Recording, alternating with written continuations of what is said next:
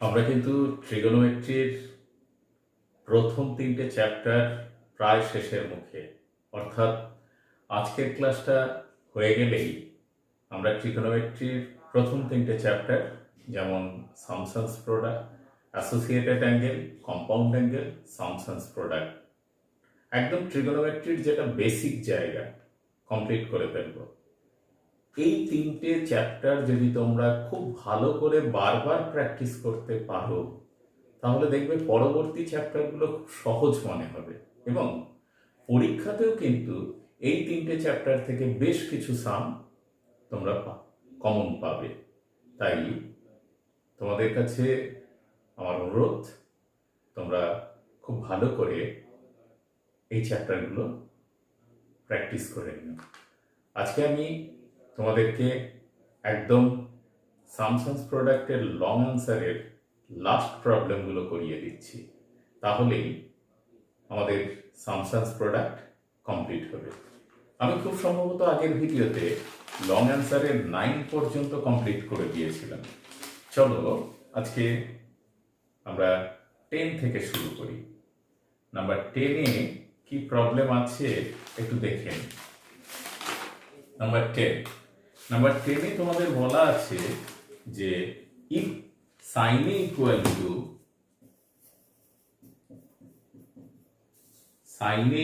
to (1 upon √2) and sin B equal to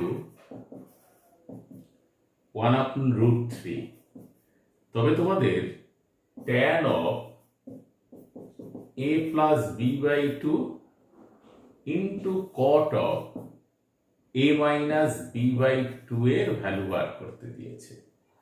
তাহলে দেখে নিই, this is sine of A plus B by 2 cos of A minus B by 2 divided by, এটাকে sine কসে break করছি, cos of A plus B by 2 into sin of A minus B by 2।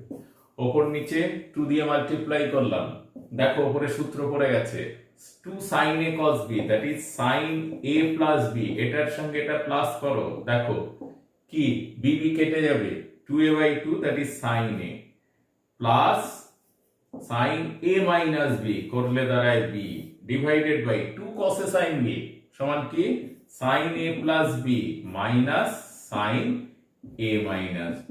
তাহলে আমরা কি পেলাম, 1 upon √2 plus 1 upon √3 divided by 1 upon √2 minus 1 upon √3, তাহলে √3 plus √2 upon √3 minus √2। যদি rationalise করো তাহলে কি দাঁড়াবে, √3 plus √2 whole square divided by 3 minus 2, that is 5 plus 2 √6 is required answer। দেখতে পেলে, জাস্ট সাইন কসে ব্রেক করলাম, 2 দিয়ে মাল্টিপ্লাই করলাম, কেন করলাম, ফর্মুলা ফেলার জন্য, কারণ 2 না হলে ফর্মুলা করবে না। 2 আনলাম, 2 sin A cos B formula ফেললাম, আর 2 cos A sin B formula ফেললাম। দেখো এইভাবে এগুলো আমি কিন্তু কখনোই ভাবিনি যে sin A sin B নিয়ে কি হবে, আলটিমেট চলে আসলো, ভ্যালুটা সাবস্টিটিউট করলাম, আনসার মিলে গেল। চলো এরপর নাম্বার 11 দেখে নেই কি দেওয়া আছে। নাম্বার 11 অত্যন্ত ইম্পর্টেন্ট একটা সাম। নাম্বার 11-এ বলা আছে যে find the value of A for which cos A into sin A plus pi by 6 or A minus pi by 6 for what values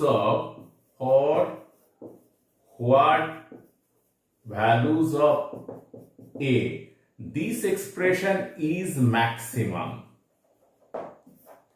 দেখো ম্যাক্সিমাম হোক মিনিমাম হোক এই নিয়ে ভাবার কিচ্ছু দরকার নেই। আমরা কি করছি, এই এক্সপ্রেশনটাকে আগে ফর্মুলায় ফেলার চেষ্টা করছি। তার মানে হাফ ইন্টু 2 লিখে নিলাম, তাহলে এটা হাফ, দেখো 2 cos A sin B, কি formula, sin A plus B minus sin A minus B, sin A plus B ভাঙো, sin A plus B 2A minus pi by 6 minus sin A minus B, এটা minus এটা করলে pi by 6। দেখো students, এটা sin 2a minus pi by 6 minus এটা একটা fixed value sin 30 degree sin 30 ডিগ্রির fixed value half. তাহলে এই এক্সপ্রেশনটার যেহেতু এটা কনস্ট্যান্টার, তাহলে এই এক্সপ্রেশনটার ম্যাক্সিমাম ভ্যালু ডিপেন্ড করবে কার উপর? এর উপরে। তাহলে ওটাই তোমাদের লিখতে হবে, ইট gives maximum value when sin of 2a minus pi by 6 is maximum. And we know maximum value of this is কত? 1, কারণ যে কোনো সাইন ফাংশনের ম্যাক্সিমাম ভ্যালু কত হয়? 1.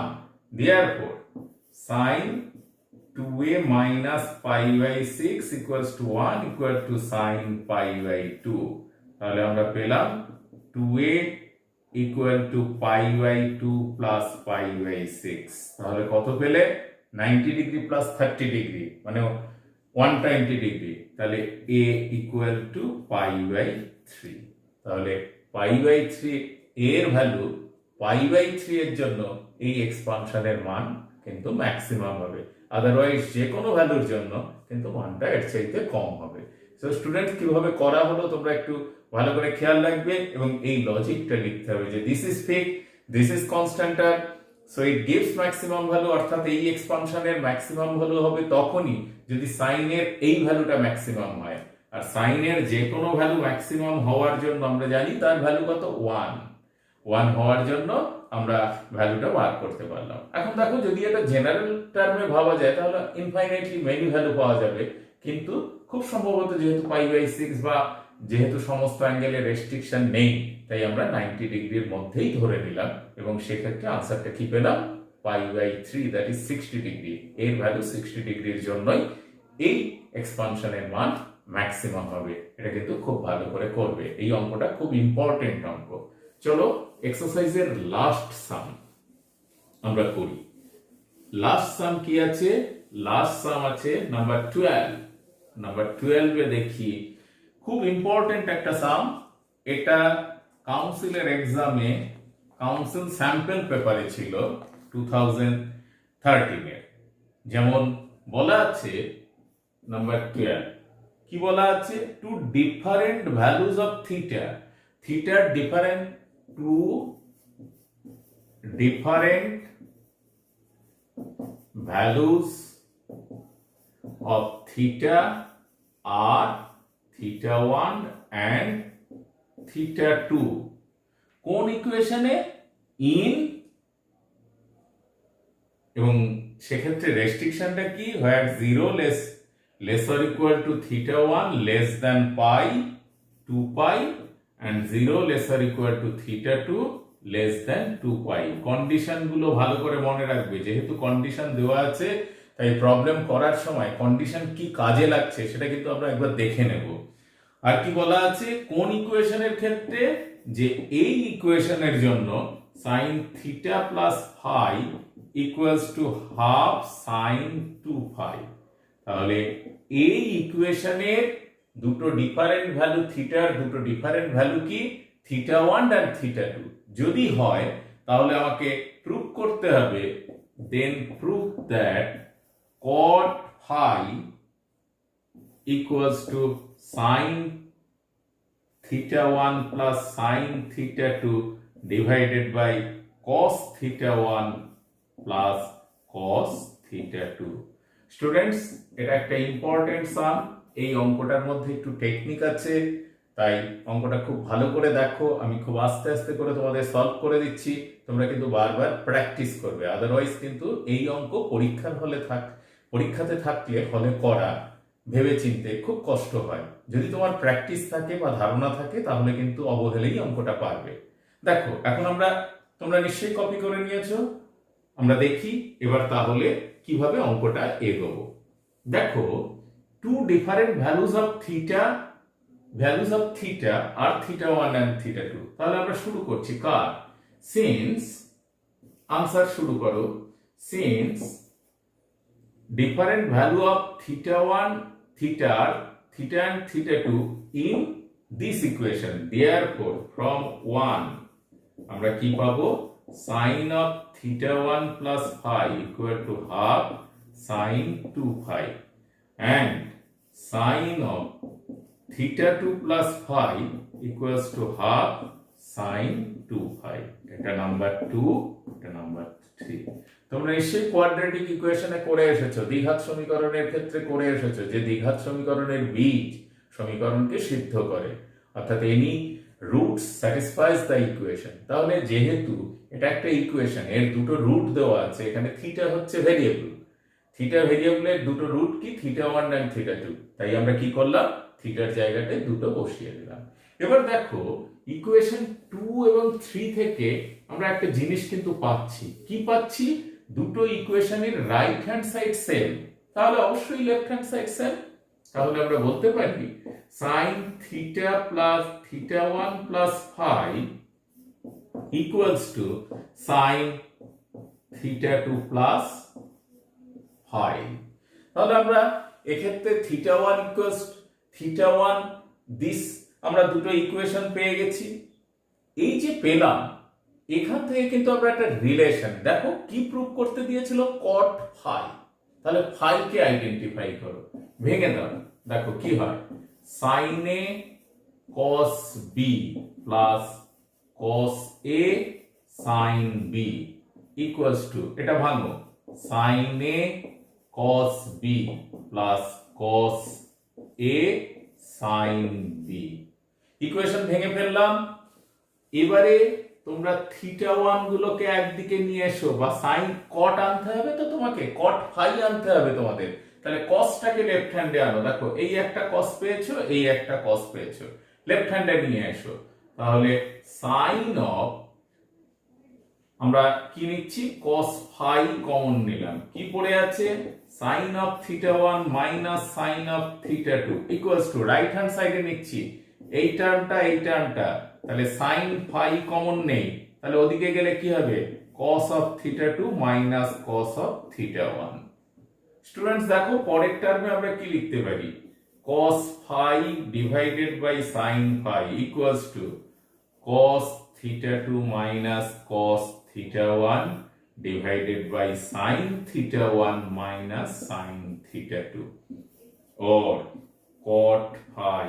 এটা আমাদের উদ্দেশ্য ছিল প্রুফে, কট ফাই পেয়ে গেছি। শুধু রাইট হ্যান্ড সাইডটাকে ঠিক ভাবে ক্যালকুলেশন করতে পারলেই কিন্তু আমরা উত্তর পেয়ে যাব। চলো cos c minus cos d, 2 sin c plus d by 2 into sin d minus c by 2। আমি cd বলছি, তোমরা যেহেতু ওটাই ফর্মুলা হিসেবে মনে রাখতে হয়, তোমরা কিন্তু এখান থেকে cd ঠিকঠাক ভাবে করে নিও।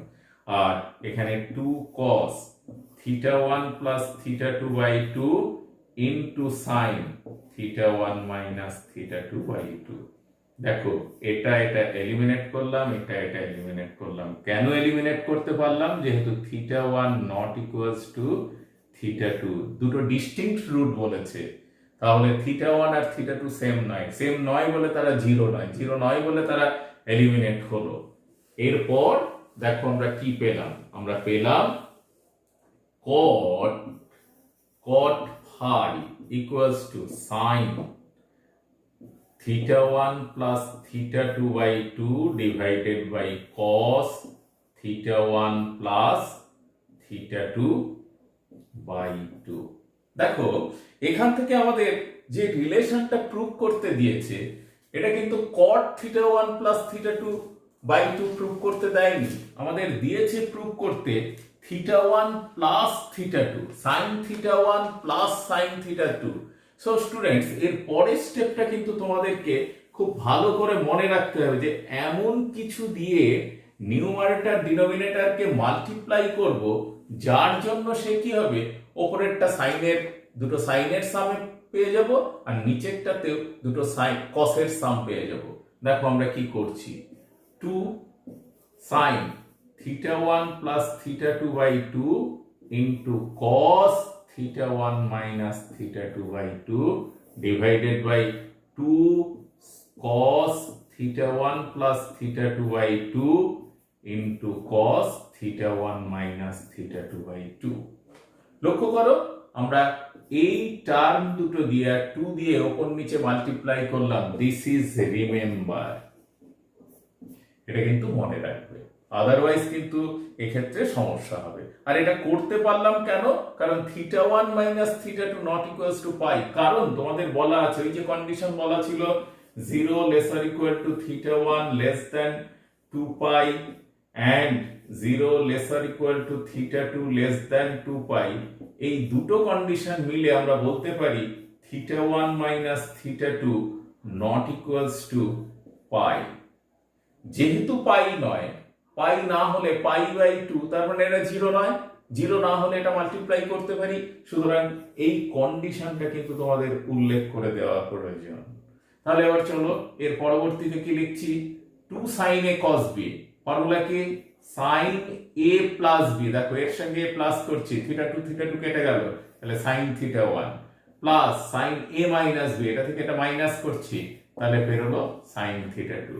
আবার দেখো 2 cos a cos b সমান cos a plus b, that is θ1 plus cos a minus b, that is θ2। তাহলে স্টুডেন্টস আমরা কিন্তু রাইট হ্যান্ড সাইডে পৌঁছে গেছি, দ্যাট ইজ RHS প্রুফ।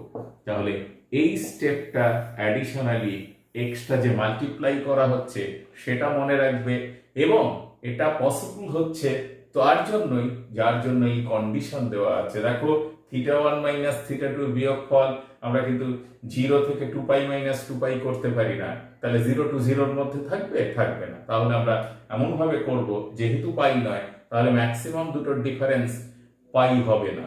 এবার পাই যদি না হয় তাহলে পাই বাই 2 হবে না, ওই ডিফারেন্সটা একটু উল্লেখ করে দেবে।